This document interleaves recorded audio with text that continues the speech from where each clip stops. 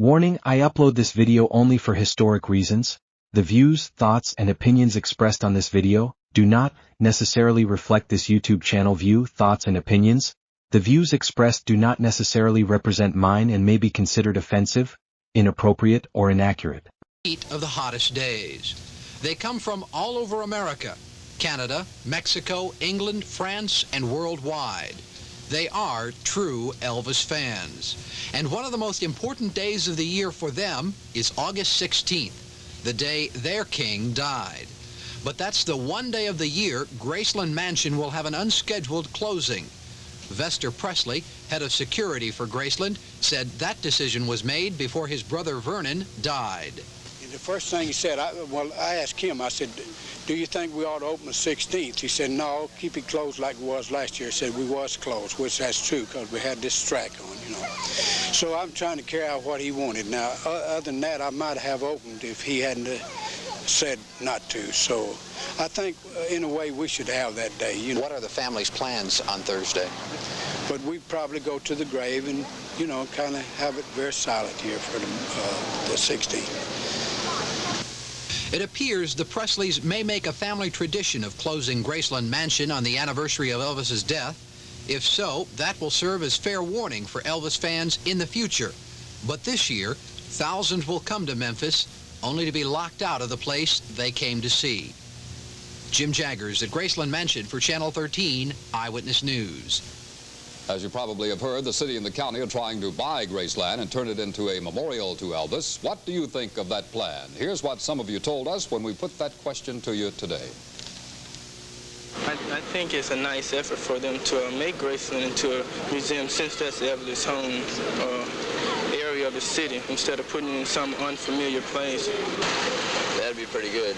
It'd probably guarantee that it'd be kept right with all the city funds and all that. That'd be wonderful to be opened up so everybody could go in. I'd love that. Well, I think it'd probably be a good idea because we could probably use the revenue and maybe it would create a few jobs.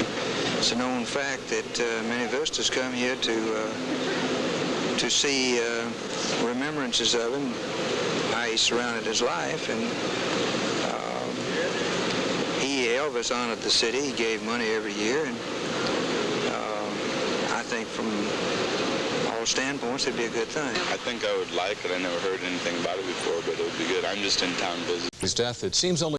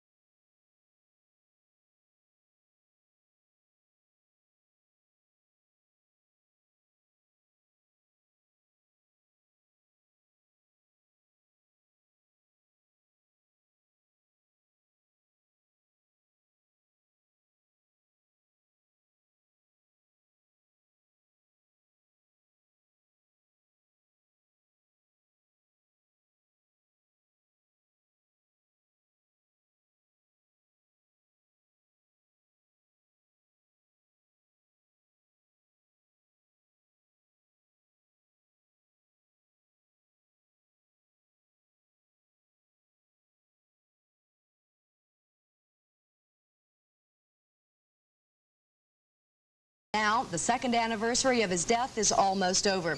The gates to Graceland were open after all, and a memorial service was conducted by city and county officials. There were film showings, seminars, tours, and souvenir selling, and of course, tears. Tonight, the activities ended with an awards dinner and memorial service in Elvis's honor. Memphis State University and Shelby County Mayor Bill Morris sponsored the event, while friends and fans eulogized the king of rock and roll. George Klein, family Family Minister Reverend C.W. Bradley and personal physician George Nicopolis and Mayor Morris spoke of good times with Elvis. Good evening, I'm Jerry Tate. 2 years ago today, Elvis Presley, the idol of millions of people around the world, died at the age of 42. This morning, about 200 of his fans watched from behind the iron gate and stone wall that surround Graceland Mansion as city and county officials, led by Mayors Morris and Chandler, laid a wreath on Presley's grave following a short memorial service. The fans also watched as the fire department drove a new pumper into Graceland bearing the name of Elvis Presley. That was dedicated this morning. Later, the gates that were supposed to remain closed on the second anniversary of Presley's death swung open, and the fans were allowed to tour Meditation Garden, where Elvis is buried between his mother and father. About 1,200 fans gathered at the Presley Ranch in DeSoto County, Mississippi for the lighting of an eternal flame. Earl Farrell has a report on that. Today's lighting ceremony culminated a 120-mile walk made by members of a Memphis group called Eternal Flame for Elvis. The flame was carried by members of the group from Presley's hometown of Tupelo, Mississippi. Wayne Newton, a close friend of Presley's, was to have been the person to light the eternal flame, but due to other commitments, Newton had to cancel. He did send his regrets and a check for $1,000 to help pay for the memorial garden and the flame. Dignitaries who did attend the ceremonies, hosted by George Klein, included Shelby County Sheriff Gene Barksdale, County Commissioner Steve Cohen, along with an aunt of Presley's, and several close friends and business associates. I'm Earl Farrell reporting, Newswatch 3. The longest and largest event to mark the second anniversary of Elvis' death was held at Memphis State today. It began at 8 this morning with an all-day Elvis Film Festival. There was a 6-hour seminar on Memphis music and Elvis' contribution to it, a rock concert this afternoon, and tonight there will be a banquet where Sam Phillips, the founder of Sun Records, will be given an award for distinguished achievement in music. It was at Sun Records where Elvis launched his fabulous career. Presley died in 1977 just before he was to leave on a scheduled concert tour, and today about 40,000 people who had bought tickets to those concerts still have them, and more than $500,000 in ticket money is still unclaimed. Here in the Memphis area, there are about 10,000 Presley fans still holding on to their tickets, and the Mid-South Coliseum has about $150,000 in unclaimed ticket money. Coliseum manager E.E. Bland said the money is in a special bank account. As to what will happen to it, well, he says that's in the hands of the Coliseum's attorneys. 2 years after his death, the name and memory of Elvis Presley are still enough to bring thousands of loyal fans back to the city to pay their respects and to talk with other fans about the entertainer they love. But even when all those fans are gone and those memories diminish, his music will live on.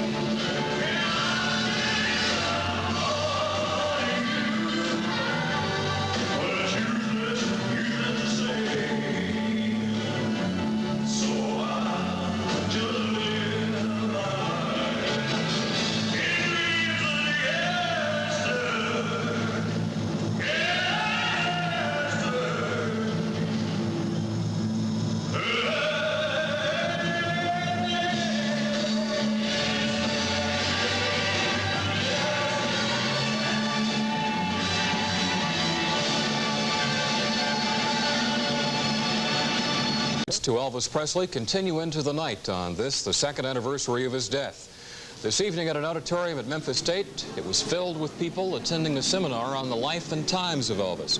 They looked at his movies, listened to his records, and heard panel discussions by people who feel Elvis changed music and the world he lived in.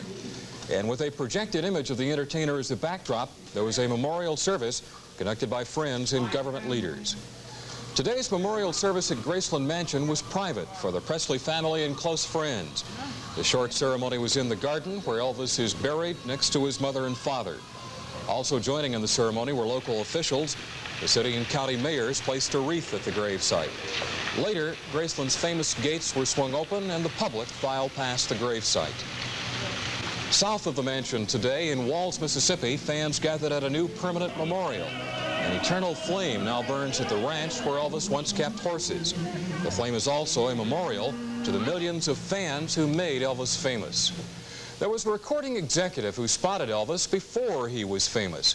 Sam Phillips made the very first record of Elvis at his son's studios here in Memphis. Well, that seminar out at Memphis State took note of Phillips' pioneering career tonight, presenting him with its first annual Distinguished Achievement Award. We had a long talk with Sam Phillips yesterday during an interview at his studios. We asked him to tell us about that first time he recorded Elvis. Oh, of course, Roger, I've told that a lot of times, and there's been differences of opinion as to how it happened, but purely and simply, Elvis wanted to be heard.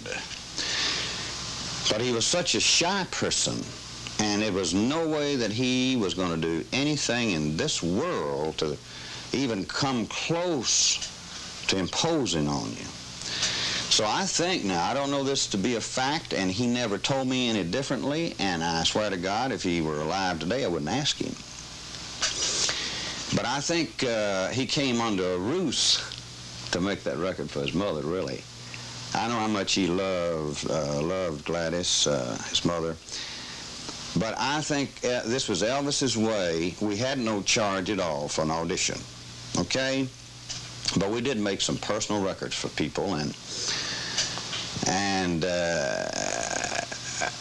so I really think Elvis did not have, quote unquote, the gall to come in and say, Mr. Phillips, would you listen to me? And I really feel that's why he made that record, and I'm sure he made it for his mother, but he took his money out of his pocket and he paid for that record. And the rest of it, I think everybody knows. And we'll have more on Elvis later in this broadcast. A stretch of Highway 78 outside of Tupelo, Mississippi was dedicated today in the memory of the king of rock and roll. A small crowd gathered on a part of that road about 10 miles north of Tupelo. They were there to cut the ribbon and unveil the plaque that will mark the Elvis Presley Memorial Highway. One of the speakers at the dedication was Mississippi Highway Commissioner Bobby Richardson.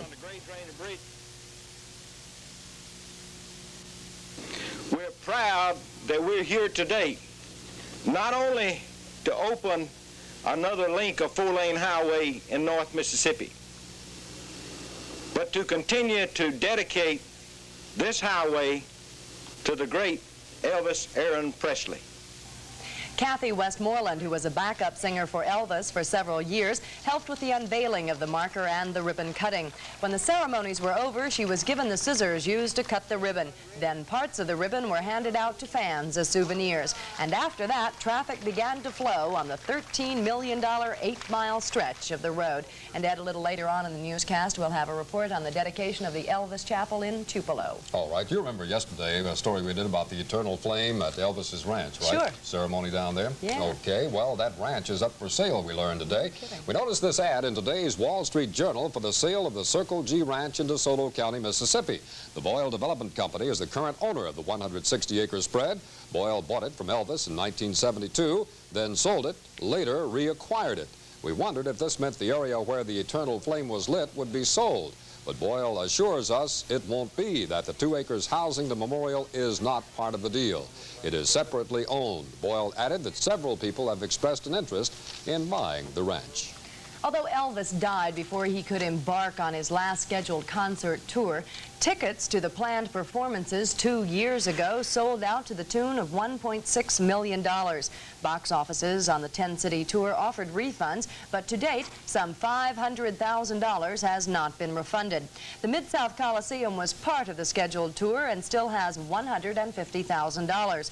Eyewitness News asked the manager of the Coliseum what they plan to do with the money. Since we don't know who the money will eventually go to, it would be foolish for us to plan on using that money when they may decide that it doesn't even belong to the Coliseum when the thing is finally settled. Bland says the money for the Elvis concert is being held in escrow, while a 6-year statute of limitations on refunds is in effect. He says the Presley estate has received its share, and the Coliseum's profits will most likely go to the city and county, as Coliseum profits normally do. Bland says the Coliseum has been averaging about 1 Presley refund request per month. Elvis is going to be the subject of serious study by historians. That's the opinion of a Memphis State University scholar. Dr. John Bakke says MSU would be the ideal location for an Elvis Presley archives for use by researchers. Bakke's comments came at the university's salute to the legendary rock and roll singer. Elvis Presley's death received worldwide coverage by the press, of course. One Memphian has a collection of about 24 newspapers from across the U.S. with headlines of Elvis's death. Jim Howard, a Memphis State University student, has collected copies of papers such as the Los Angeles Times, the Chicago Tribune, the New York Times, and all papers published in the Memphis area. Howard said he's not a die-hard Elvis fan, but he liked the idea of collecting the papers. It's an interest I have. I'm interested in history, and I'm interested in saving something for generations to come. And this is, this is definitely, I would say, something that should be saved. Should be saved for posterity. The collection is on exhibit at the main branch of the Memphis Public Library. It's quiet here in Memphis today as far as the second anniversary of Elvis's death was concerned. Yesterday was packed full of events for out-of-town fans, but today it seemed that almost all of those who flocked into Memphis earlier this week packed up and moved on. Well, many of them did just that. John Bennett found a lot of them at the dedication of the Elvis Presley Memorial Chapel in Tupelo, Mississippi. As it had been yesterday in Memphis, so it was today in Tupelo. Thousands of fans from all over the world gathered for yet another tribute to Elvis Presley. Today, it was the dedication of the Elvis Presley Chapel overlooking the birthplace of the late singer. Although it was indeed the chapel that most had come to see today, the small frame house that Elvis at one time called home also drew large crowds. And what the crowds saw were 2 rooms for $1. The house furnished in a style similar to how it might have been when Elvis was a boy, but none of the furnishings were original. For those who chose not to go in, or those who had already been, there were places to sit, to read, to cool off until the chapel was dedicated. On stage for that dedication were various Tupelo dignitaries, state officials, and the governor of Mississippi, a senator, friends and family of Elvis, a former Elvis backup singer, and members of the Elvis Presley Memorial Commission, the group responsible for building the chapel. In 1971, requested that if we ever did anything back home in his memory, that he thought a chapel would be nice for his fans. The 12 pews for the 12 apostles, each pew has been purchased by an individual. The pulpit, as you enter the foyer, is the old pulpit from the original church where Elvis worshipped as a child. We have a Bible that belonged to Elvis Presley. It's no different from any other Bible. It's still God's Word. These were the only 2 religious aspects that we owned at this time, and this is where we're putting them. That chapel, by the way, was paid for exclusively with donations. Donations from fans and friends all over the world. The city had already made the area into a park. According to one chapel spokesman, it's to be used for fans to come, to sit and meditate. It may also be used on occasions for weddings. For Elvis fans, this was perhaps the high point of the entire week. Finally, they have something they can see, something they can touch, something they built themselves. John Bennett, Eyewitness News in Tupelo, Mississippi.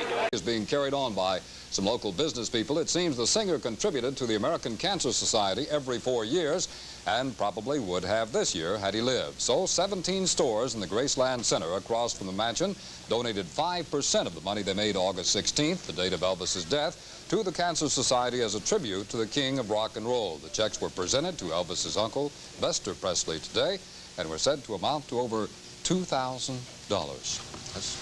That's great.